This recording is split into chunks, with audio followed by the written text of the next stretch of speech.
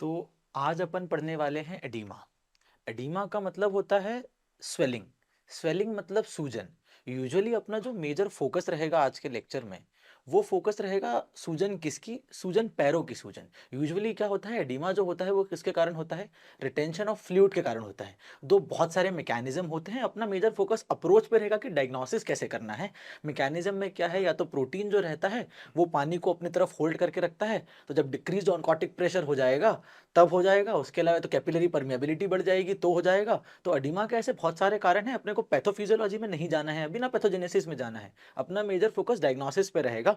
Usually आपके पास जब भी पैरों की सूजन वाला मरीज आता होगा, या बायलेटरल एडिमा या यूनिलेटरल एडिमा जैसा भी मरीज आता होगा, पीडल एडिमा वाला, उसको आप क्या करते हैं, आप जनरलाइज ट्रीटमेंट दे देते हैं कि या तो फ्यूरोसोमाइड दे दिया आपने, फ्यूरोसोमाइड मरीज को लिख दिया अपने पर्चे पे 40 या 120 mg हिसाब से भी, ओडीबीडी के हिसाब से आप दे देते हैं और मरीज को ट्रीट कर देते हैं। कभी आपने सोचा नहीं कि उसका कॉज कैसे पकड़ें, क्योंकि अगर आप कॉज पकड़ पाएंगे तो आप उसको ट्रीट कर पाएंगे, और ट्रीट कर पाएंगे तो मरीज आपसे खुश होकर जाएगा।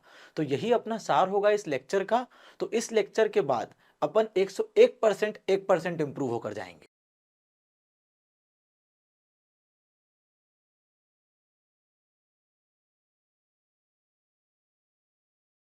अब स्टार्ट करते हैं आज की क्लास। जब भी आपके पास एडीमा का मरीज आता है, सबसे पहले आपको देखना है कि वो एक पैर में है या दोनों पैरों में है, मतलब यूनिलैटरल है कि बायलैटरल है। सबसे पहले अपन स्टार्ट करते हैं कि जो एडीमा है वो यूनिलैटरल है। आपके पास पेशेंट आया, आपने देखा कि एक पैर में उसको सूजन है, यूनिलेटरल एडीमा है।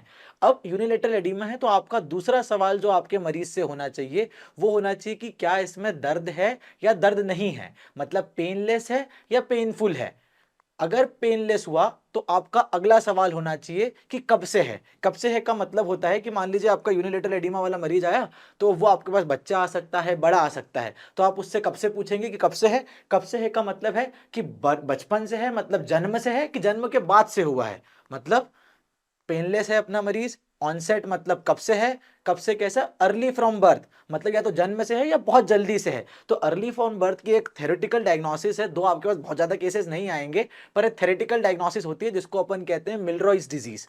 ठीक है, मिलरॉयज डिजीज के बारे में आपको इतना कुछ नहीं पता रखना है। आपका मेजर फोकस है कि आपके पास मरीज आएगा जिसका एडीमा पेनलेस होगा, यूनिलेटरल होगा, और उसका जो ऑनसेट होगा वो लेट होगा। लेट ऑनसेट मतलब बर्थ से नहीं होगा, बाद में हुआ, और उस डायग्नोसिस को अपन कहते हैं फाइलेरियासिस। और फाइलेरियासिस आखिरी स्टेज में जाके क्या बनता है, एलिफेंटियासिस। बहुत कॉमन तो नहीं है, पर फिर भी आप एक आध महीने में एक आध मरीज तो देख ही पाते हैं जो हाथी पैर के साथ आता है। एलिफेंटियासिस का मतलब होता है कि हाथी पैर, एक पैर तो बिल्कुल नॉर्मल पड़ा है, दूसरा पैर बिल्कुल हाथी जैसा हो रखा है।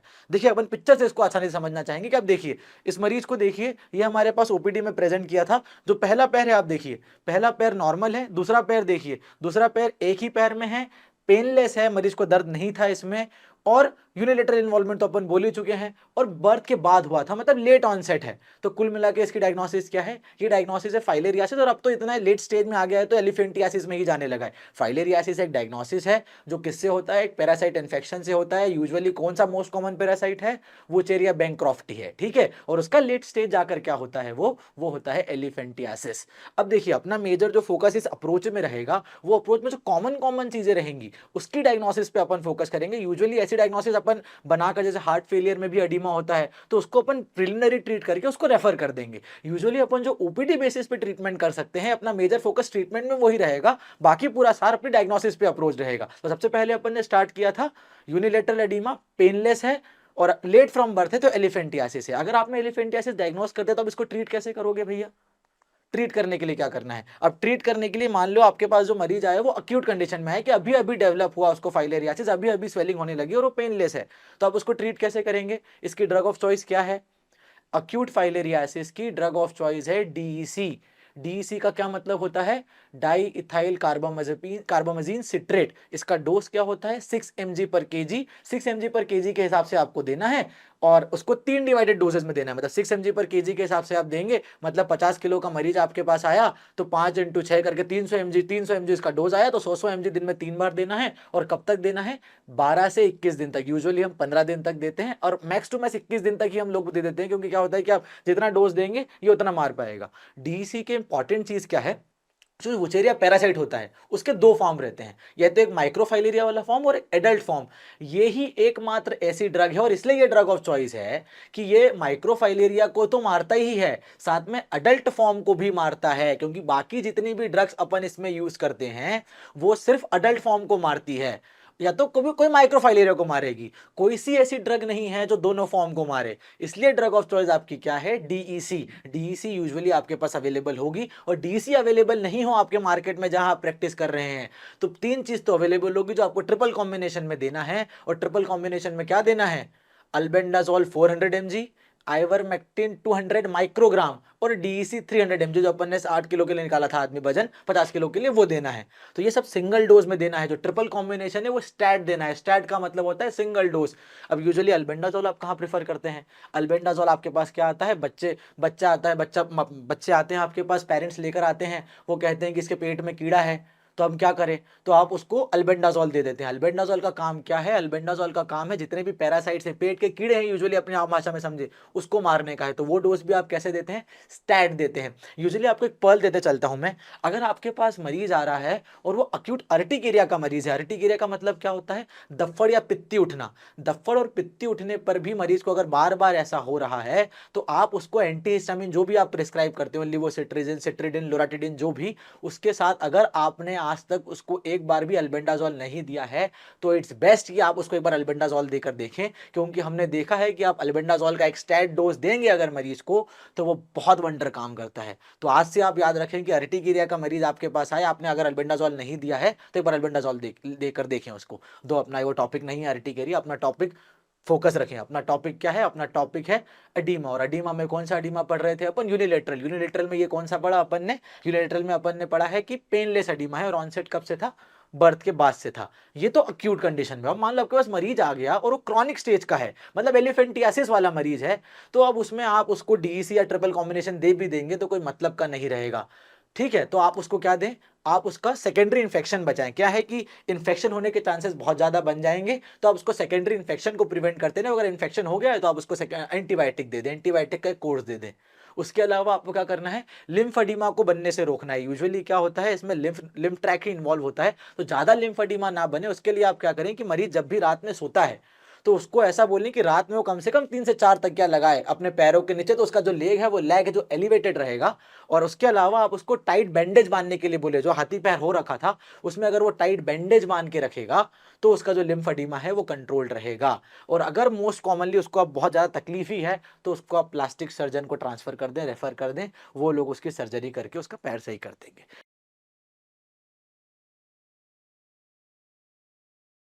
अब मान लीजिए आपके पास अक्यूट कंडीशन में एक मरीज आया, और अक्यूट कंडीशन में ना आपके पास ट्रिपल कॉम्बिनेशन, जो कि बहुत रेयर है, ट्रिपल कॉम्बिनेशन आपके पास मिल ही जाएगा किसी भी मेडिकल पे, अल्बेंडाजोल, आइवरमेक्टिन और डीईसी तो मिल ही जाएगा। अगर आपके पास नहीं है, तब अगर आप मेरे से पूछें कि आप क्या देना चाहेंगे, तो आप उसको कैप्सूल डॉक्सीसाइक्लिन 100 mg बीडी भी दे सकते हैं। ये याद रखिएगा, दो मैंने इसको इंक्लूड नहीं किया है क्योंकि यूजुअली अपन बहुत ज्यादा देते नहीं है, पर अप्रूव्ड है, आप दे सकते हैं। अगर आपके पास अवेलेबल नहीं है, दो अपन पैरासाइट पढ़ रहे हैं, पर फिर भी कैप्सूल डॉक्सीसाइक्लिन इसमें अच्छा काम करता है। कौन से उसमें, अक्यूट उसमें, है ना, क्रॉनिक उसमें तो अपने को सर्जरी में ही भेजना है और प्रिवेंशन करना है कुल मिला के। अब अगला मेजर फोकस आएगा, पेनलेस हो गया। यूनिलेटरल में पेनलेस में अपन पढ़ लिया, मेजर जो फोकस है वो फाइलेरियासिस पे है। अब अपन आते हैं पेनफुल पे। पेनफुल आपके पास आया तो आपको क्या देखना है मरीज में, कि उसने कौन सा पार्ट इन्वॉल्व किया है पैर का, या मान लीजिए आपका यूनिलेटरल की ही बात कर रहे हैं, तो यूनिलेटरल में पैर का कौन सा पार्ट इन्वॉल्व किया है, थोड़ा सा पार्ट इन्वॉल्व किया है, आधा पैर इन्वॉल्व किया है, कि पूरा पैर इन्वॉल्व किया है। अगर आधा पैर इन्वॉल्व किया है कि पूरा पैर इन्वॉल्व किया, सिर्फ छोटा सा टुकड़ा, मान लीजिए क्या होता है कि आपका बिग टो है, पैर का अंगूठा जो है, सिर्फ पैर का अंगूठा यूजुअली अगर इन्वॉल्व्ड है, तो उसकी एक ही क्लिंच डायग्नोसिस बनती है, वो है गाउट। गाउट का मतलब क्या होता है, मोनोसोडियम यूरेट क्रिस्टल्स जो रहते हैं वो आके डिपॉजिट हो जाते हैं उस जॉइंट पे, वहां पर, उसके कारण से होता है गाउट। और उसमें अगर बार बार वो गाउट बनता रहता है, जो क्रिस्टल जो बड़े हो जाते हैं, उसको अपन कहते हैं टोफाई, यूजुअली गाउट। ठीक है, तो अगर एक ही बिग टो इन्वॉल्व है तो वो गाउट। अगर पार्ट ऑफ लिम्ब अफेक्ट है, मतलब पूरा लिम्ब, पूरा यूनिलेटरल लिम्ब अफेक्टेड नहीं है, सिर्फ उसका छोटा सा पार्ट अफेक्टेड है, तो उसकी डायग्नोसिस क्या है, और इन्वॉल्व होल लिम्ब है तो उसकी डायग्नोसिस क्या है। अपना मेजर फोकस बिग टो वाला अपन इन्वॉल्व कर लिया है। अपना अब आया का पूरा लिम्ब वाला अफेक्टेड है, पैर मतलब पैर पूरा इन्वॉल्व है, अपन सब पढ़ेंगे ये एक एक करके। पूरा लिम्ब इन्वॉल्व है कि पार्ट ऑफ लिम्ब अफेक्टेड है। ठीक है, पेनफुल में आपको तीन चीज देखना है, कि पैर का अंगूठा बड़ा है, पूरा पैर इन्वॉल्व है, कि सिर्फ जो पैर है उसका आधा पार्ट इन्वॉल्व है, आधे से कम पार्ट इन्वॉल्व है। ठीक है, अगर पूरा पार्ट इन्वॉल्व है तो आपको एक चीज देखना है उसमें कि उसमें लीनियर और स्ट्रिक्ट पैटर्न है क्या, मतलब एक ही लाइन में आ रहा है क्या। उसके पहले आपको मैं एक बताते चलूं। चलिए, ये मरीज आपके पास आया, इसका देख पा रहे हैं आप पैर का अंगूठा, पैर के अंगूठे के जॉइंट के ऊपर यहां पे आपको स्वेलिंग दिख रही है, एडिमा दिख रहा है। तो इसकी डायग्नोसिस क्या है? बिल्कुल सही, इसकी डायग्नोसिस है गाउट। गाउट भी आपके पास जब मरीज आता है तो गाउट का मरीज आपके पास अक्यूट अटैक में आ सकता है या तो क्रॉनिक में आएगा। अगर अक्यूट अटैक में आता है तो बताइए अक्यूट अटैक की drug of choice for gout क्या है? अक्यूट अटैक की drug of choice for gout, acute attack की drug of choice of gout है एनसेड्स। और कौन सा एनसेड? एनसेड मतलब non steroid anti inflammatory drug. कौन सा एनसेड? एंडोमिथासिन। एंडोमिथासिन 75 mg इमीडिएटली आप उसको दे दें, फिर 50 mg TDS मतलब 50 mg दिन में 3 बार के हिसाब से दें।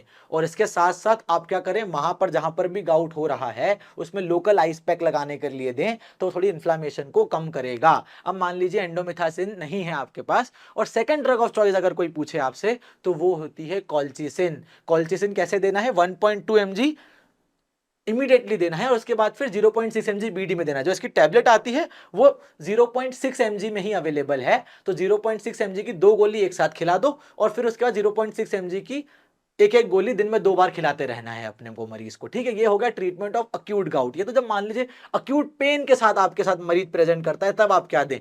ठीक है, अब एनसेड का काम क्या है कि इन्फ्लामेशन को कम करना है, और कॉल्चिसिन क्या काम करता है? जो इन्फ्लामेशन में न्यूट्रोफिल जाते हैं वहां तक, जो इन्फ्लामेशन करवाते हैं, उस न्यूट्रोफिल को वो माइग्रेट नहीं करने देता। तो माइग्रेटरी इनिबिटर ऑफ न्यूट्रोफिल है कॉल्चिसिन।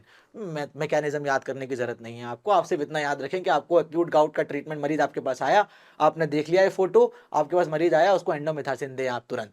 ठीक है, उसके बाद मान लीजिए प्रोफाइलेक्सिस में क्या करना है कि मान लीजिए एक बार मरीज को गाउट हो गया, अब आप क्या करेंगे, आप मरीज को एडवाइस करेंगे भैया कि अब आपको वापस भी गाउट हो सकता है, तो आपको क्या करना है, आपको डाइटरी एडवाइस देना है पेशेंट को। डाइटरी एडवाइस कैसे देंगे? डाइटरी एडवाइस मतलब क्या, अपन ने बोला मोनोसोडियम यूरेट क्रिस्टल्स जो डिपॉजिट हो रहे हैं तो वो ज़्यादा ना हो, उसके लिए आप क्या करेंगे, आप मरीज को बोलेंगे कि भैया अगर आप शराब पीते हैं तो उसको तुरंत आपको रोकना है, मतलब अल्कोहल आपको नहीं पीना है। इसके अलावा कोई यंग लोग आपके पास आए, कोई भी एजर, आप तो कोई भी पी सकता है आज तो सॉफ्ट ड्रिंक, तो कोई सी भी कार्बोनेटेड सॉफ्ट ड्रिंक आपकी कोको कोला, फैंटा, ये भी सब मरीज को नहीं पीना है अगर उसको गाउट से बचना है तो। इसके अलावा और क्या करना है, उनको मीट नहीं खाना है और सेलफिश नहीं खाना है, क्योंकि ये सब लोड बढ़ाएंगे और अल्टीमेटली मोनोसोडियम यूरेट क्रिस्टल्स को डिपॉजिट करेंगे। तो अपने को ये नहीं करने देना है, मरीज को सुझाव देना है कि इन चीज का सेवन ना करें। उसके अलावा लूप और थायाजाइड डायूरेटिक्स का भी काम क्या होता है, जो कैल्शियम लॉस करवाता है, तो उसका अपने को, जो अगर मान लीजिए आपके पास बीपी का मरीज आया, बीपी का मरीज या कोई सी भी चीज का मरीज जो डायूरेटिक्स पे है, डायूरेटिक्स आपको बोलना है कि अगर वो अवॉइडेबल हैं तो उसको अवॉइड करें, वरना गाउट वापस प्रेसिपिटेट हो जाएगा। इसके अलावा आपको क्या करना है, अगर मान लीजिए आपके पास मरीज आया और मरीज आपका ओबीज है, ओबीज मरीज है, तो आपको उसको बोलना है कि भैया तुमको अपना वेट रिडक्शन करना है, controlled weight reduction. Weight reduction भी ऐसा नहीं कि आज आज वो घूम रहा है 110 किलो पे और उसको किसी भी ड्रास्टिकली चेंज आपने कर दिया, ऐसे नहीं होना चाहिए। हमेशा जब भी वेट रिडक्शन होगा वो कंट्रोल्ड वेट रिडक्शन होगा, कंट्रोल्ड वेट रिडक्शन करें आप। एक और चीज गाउट के मरीज में आपको बताते चलूं मैं, गाउट का मरीज आपके पास आ रहा है तो आपको एक और चीज आपके दिमाग में याद रखना है अभी से, कि आप उसको रीनल स्टोन के लिए जरूर स्क्रीन करवाएं, क्योंकि गाउट जो होता है वो रीनल स्टोन के साथ बहुत ज्यादा एसोसिएटेड होता है। तो अगर आपके पास गाउट का मरीज आ रहा है तो आप जरूर उसको स्क्रीन करवाएं रीनल स्टोन के लिए। दो, अगर रीनल स्टोन उसको फुल ब्लोन हो ही गया तो इतना दर्द में आता है मरीज आपके पास कि आप समझ जाते हैं, पर अगर उसके सिम्टम अभी प्रेसिपिटेट नहीं हुए हैं तो आप पहले से स्क्रीन करवाइए, और स्क्रीन करवा के अगर आप उसकी बात की बीमारी बचा लेंगे तो सोच लीजिए आप कितना कॉन्फिडेंस गेन कर सकते हैं उस पेशेंट का। तो ये आपका था painful involving only big toe, painful oedema. Unilateral में ही चल रहे हैं अपन अभी, यूनिलेटरल में painful that is to only involving what, that is to only involving सिर्फ ग्रेट टो। अब अपन आगे बढ़ेंगे कि आगे और क्या करना है, पर उसके पहले मान लीजिए आपने डाइटरी चेंज दिए मरीज को, डाइटरी चेंजेस देने के बाद भी मरीज का अटैक वापस रिकरेंट, बार बार अटैक आ रहे हैं गाउट के। मान लो आपने गाउट का मरीज आपके पास आया, आपने उसको ट्रीट कर दिया भैया एंडोमिथासिन देके या कोल्चिसिन देके, अब कोल्चिसिन एंडोमिथासिन आपने एक बार दे दिया, फिर से 2 महीने बाद पेशेंट लैंड कर गया आपके पास कि फिर से गाउट हो गया, उसको आपने फिर बोला था कि भाई तुम डाइटरी चेंजेस करो, शराब पीना छोड़ो, आपका जो पेशेंट है वो शराब पीना भी छोड़ दिया, इतना मोटिवेट हो गया आपसे, वो शराब पीना छोड़ दिया, सॉफ्ट कार्बोनेटेड ड्रिंक्स करना छोड़ दिया, उसके बाद भी नहीं हो रहा है तो क्या करना है, उसके बाद आपको देना है फेबुक्सोस्टैट। यूजुअली पहले एलोप्यूरिनॉल अपन प्रेफर करते थे, पर उससे अच्छी ड्रग आपके पास आ गई है आज, और क्या है वो, फेबुक्सोस्टैट। क्या डोज है, 40 टू 120 mg पर केजी में आपको देना है इसको। एलोप्यूरिनॉल पहले ड्रग दी जाती थी, अब एलोप्यूरिनॉल प्रेफर नहीं करते हैं, उससे ज्यादा अच्छी ड्रग आ गई है, साइड इफेक्ट्स प्रोफाइल कम है फेबुक्सोस्टैट के। तो ये सब अपन ने किसमें पढ़ा, painful unilateral oedema, that to involving कौन सा, सिर्फ ग्रेड टो। अब आपके पास अगला पेशेंट है कि पेनफुल है और जो पूरा लिम्ब है वो इन्वॉल्व है, मतलब पूरा एक पैर इन्वॉल्व है। पूरा एक पैर अगर इन्वॉल्व है तो आप उसमें देखें कि लीनियर है, सीधा है, और उसमें स्ट्रीक्स प्रेजेंट हैं क्या। अगर स्ट्रीक प्रेजेंट हैं तो ये क्या हुआ, फाइलेरियासिस हुआ वापस। अब आप बोलेंगे कि सर आपने तो बोला था ये पेनलेस है। यूजुअली फाइलेरियासिस पेनलेस ही प्रेजेंट करता है, पर अगर लिम्फ ब्लॉकेज हुआ और लिम्फ ब्लॉकेज बहुत ज्यादा अक्यूट हो गया और उसमें और भी कुछ चीजें चेंजेस हो गए तो फाइलेरियासिस आपके पास पेनफुल भी प्रेजेंट कर सकता है। दो 90% filariasis will be painless unilateral oedema, but अगर लीनियर एंड स्ट्रिक के साथ होल लिम्ब इन्वॉल्व है और लीनियर स्ट्रिक पैटर्न आपको दिख रहा है तो filariasis can present as painful also, इसलिए मैंने ऐड किया है। दो आपकी ओपीडी में आप जितने भी देखेंगे आप मान के चलें, लिख कर लें कि वो पेनलेस ही होगा। तो अगर आपके पास होल लिम्ब का एडिमा है यूजुअली और लीनियर स्ट्रिक्स एब्सेंट हैं तो आपको एक चीज देखना है, वो है वीनस थ्रोम्बोसिस। वीनस थ्रोम्बोसिस क्या, कि मान लीजिए आपका थ्रोम्बस है, दो तरीके की वेन्स होती हैं, एक डीप एक सुपरफिशियल। डीप से सुपरफिशियल में आता, सुपरफिशियल से डीप में जाता है आपका खून और ऊपर जाके हार्ट में वापस चले जाता है। अगर कहीं भी थ्रोम्बाई जमा हुआ होगा तो आपका जो खून है वो खून अक्यूमुलेट होते जाएगा। तो वीनस थ्रोम्बोसिस कब देखना है, unilateral painful oedema involving whole limb और उसमें क्या है, लीनियर स्ट्रिक प्रेजेंट नहीं है, ये आपका यूनिलेटरल लिम्ब एडिमा का कॉज हुआ। अब मान लीजिए आपके पास मरीज आया, उसका पार्ट ऑफ लिम्ब अफेक्टेड है। पार्ट ऑफ लिम्ब अफेक्टेड का मतलब क्या, अभी तक अपन ने जितना भी पढ़ा, अभी तक अपन ने पढ़ा कि पेनफुल में आपको तीन चीज याद रखना है। तीन चीज क्या याद रखना है, कितना पार्ट इन्वॉल्व है पैर का, पैर का कुछ ही हिस्सा इन्वॉल्व है, मतलब एक स्पेसिफिक हिस्सा इन्वॉल्व है, ग्रेड टो तो आपको गाउट बोलना है, पूरा इन्वॉल्व है तो आपको डिफरेंशिएट करना है फाइलेरियासिस का वीनस थ्रोम्बोसिस है। मोस्ट प्रोबेबली वो वीनस थ्रोम्बोसिस ही होगा। और आपके पास मरीज अगर वीनस थ्रोम्बोसिस का आता है तो सबसे पहली चीज क्या करवाएंगे मरीज का, आप डॉपलर करवाएं। डॉपलर करवाने में थ्रोम्बस आता है, मरीज को रेफर करें, क्योंकि जैसे ही आपको उसका ट्रीटमेंट करना पड़ेगा थ्रोम्बस को निकालना पड़ेगा। अब मान लीजिए आपके पास मरीज आया और उसका पार्ट ऑफ लिम्ब अफेक्टेड है, मतलब पूरा पैर अफेक्ट नहीं है, थोड़ा सा पार्ट अफेक्टेड है, तब आपको मरीज में क्या देखना है। ये बहुत इंटरेस्टिंग डायग्नोसिस है और थोड़ा सा कंफ्यूजन होता है ये दोनों चीजों में। जब आपके पास प्रेजेंट दो ही डायग्नोसिस होती हैं, दो ही क्लिनिकल डायग्नोसिस हैं, पार्ट ऑफ लिम्ब अफेक्टेड की, पार्ट ऑफ लिम्ब अफेक्टेड है और आपको उसमें डिमार्केशन दिख रहा है, मतलब नॉर्मल और एबनॉर्मल स्किन के बीच में डिमार्केशन प्रेजेंट है, उसको अपन कहते हैं इरिसिपेलास। और डिमार्केशन प्रेजेंट नहीं है उसको कहते हैं अपन सेल्यूलाइटिस। यूजुअली क्या होता है, इरिसिपेलास और सेल्यूलाइटिस जो होते हैं बैक्टीरियल इन्फेक्शन के कारण होते हैं। दोनों का डिफरेंस क्या होता है कि इरिसिपेलास जो होता है वो सुपरफिशियल इन्फेक्शन होता है और सेल्यूलाइटिस होता है वो डीप इन्फेक्शन होता है। तो डीप इन्फेक्शन हो जाता है तो अंदर तक चले जाता है, तो आप ऐसे याद रखें इसको कि अंदर तक इन्फेक्शन चले गया तो जो डिमार्केशन लाइन है नॉर्मल और एबनॉर्मल स्किन के बीच की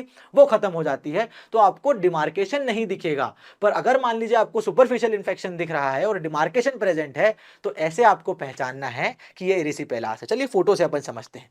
ये पेशेंट आपके पास प्रेजेंट किया, आप देख पा रहे हैं कि नॉर्मल और एबनॉर्मल स्किन के बीच में डिमार्केशन तो दिख रहा है। नॉर्मल स्किन स्किन कलर की दिख रही है, एबनॉर्मल स्किन लाल कलर की दिख रही है, उसके बीच में जो क्लियर डिमार्केशन तो आप देख पा रहे हैं। तो ये क्लियर डिमार्केशन है, यूनिलेटरल लोअर लिम्ब की स्वेलिंग है, एक ही पैर की है, पेनफुल है और डिमार्केशन प्रेजेंट है आपके पास। और डिमार्केशन प्रेजेंट है तो आपने इसकी डायग्नोसिस क्या बोली, इरिसिपेलास। अब इस मरीज का आप ट्रीटमेंट कैसे करेंगे, इरिसिपेलास का ट्रीटमेंट क्या है।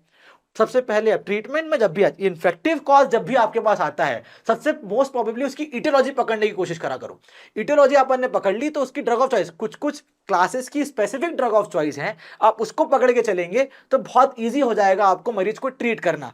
क्या है, इरिसिपेलास का मोस्ट कॉमन कॉज क्या है, इरिसिपेलास का मोस्ट कॉमन कॉज है स्ट्रेप्टोकोकस। और स्ट्रेप्टोकोकस के अगेंस्ट कौन सी एंटीबायोटिक ड्रग ऑफ चॉइस है, मतलब कौन सी एंटीबायोटिक बहुत ज्यादा अच्छे से काम करती है, वो है आपकी पेनिसिलिन।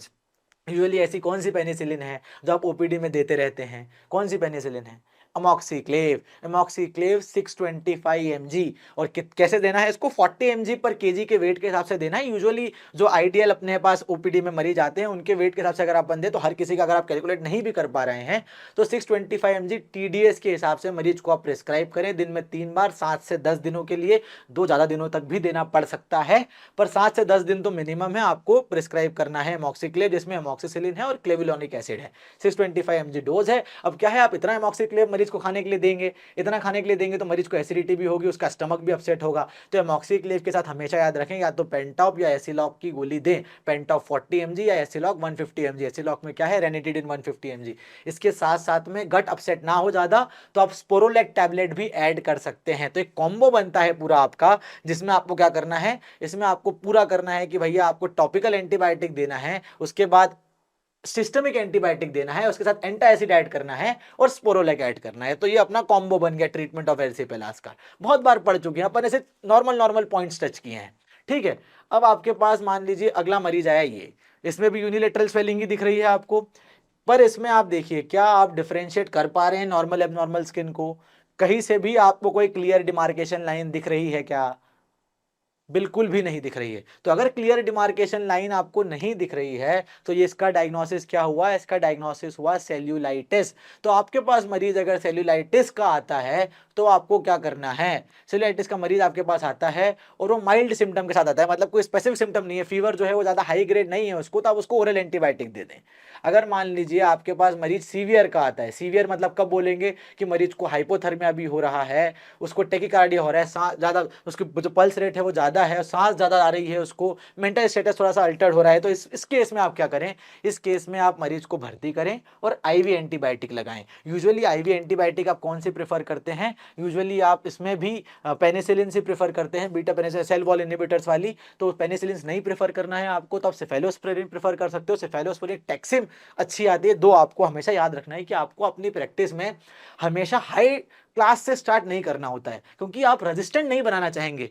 आपका जो भी ऑर्गेनिज्म है आप उसको रेजिस्टेंट नहीं बनाना चाहेंगे। माइल्ड अगर हुआ तो आप वापस एमॉक्सिक्लेव दे सकते हैं। अगर सीवियर आपके पास पेशेंट आता है तो सीवियर पेशेंट अगर आपके पास आया, सीवियर पेशेंट में आपको मरीज को भर्ती करना है और उसको आईवी एंटीबायोटिक लगाना है। यूजुअली मेरी जो प्रेफरेंस रहेगी वो आईवी टैक्सिम की रहेगी, जिसमें सिफोटैक्सिम होता है। 1 ग्राम टीडीएस के हिसाब से आपको पेशेंट को देना है। टैक्सिम सिफोटैक्सिम होता है, ठीक है, सिफेलोस्पोरिन क्लास की ड्रग है, ये आपको पता होना चाहिए। और एक और चीज जो सर्जरी में थोड़ा सा आप इंटरेस्टिंग रूप से पढ़ेंगे, जब आप सर्जरी की क्लासेस अटेंड करेंगे, सोमेक ड्रेसिंग होती है। सोमेक ड्रेसिंग में क्या होता है, मैग्नीशियम अप्लाइड होती है, उसको आप टाइटली बांधते हैं, उसके ऊपर वुल बांध देते हैं, उसके बाद उसकी जो ड्रेसिंग होती है पूरा जो उसका एब्जॉर्ब रहता है वो पूरा एक्सुडेट एब्जॉर्ब कर लेता है। सोमेक dressing is very important in cellulitis. दो अपना मेजर मेडिकल ट्रीटमेंट है, पर मैं आपको एक पर्ल बताते चल रहा हूं। मेरा हमेशा फोकस रहता है कि कुछ कुछ ऐसी इंपॉर्टेंट चीज जो आपको बता के चलूं कि आपके काम में आए, तो वो अपना फोकस आज क्या था, सोमेक पर्ल। और ऐसे मैंने गाउट में बोला था, क्या बोला था, गाउट का मरीज आए तो क्या देखना है, गाउट का मरीज आए तो किडनी स्टोन्स के लिए जरूर स्क्रीन करना है, ठीक है। तो आईवी एंटीबायोटिक देना है सीवियर सेल्यूलाइटिस का मरीज आए। ये तो अपन ने सारी चीजें जो देखी, ये सारी चीजें जो अपन ने देखी हैं, ये सारी चीजें अपन ने देखी यूनिलेटरल। यूनिलेटरल स्वेलिंग में अपन ने क्या क्या देखा था, यूनिलेटरल स्वेलिंग में देखा था कि पेनलेस है कि पेनफुल है, पेनलेस हुआ तो अपना फाइलेरियासिस है, लेट ऑनसेट हुआ तो पेनफुल हुआ, तो भाई पेनफुल में कौन सा पार्ट इन्वॉल्व है, छोटा सा पूरा की आधा लिम इन्वॉल्व है, आधा लिम इन्वॉल्व है और पेनफुल है, तो एर्सिपेलास और सेल्यूलाइटिस में डिफरेंशिएट कर लिया डिमार्केशन लाइन से अपन ने। और उसके बाद पूरा लिम इन्वॉल्व है तो अपन ने बोला या तो विनस थ्रोम्बोसिस है तो फाइलेरियासिस है। ये अपन ने देखा था यूनिलेटरल।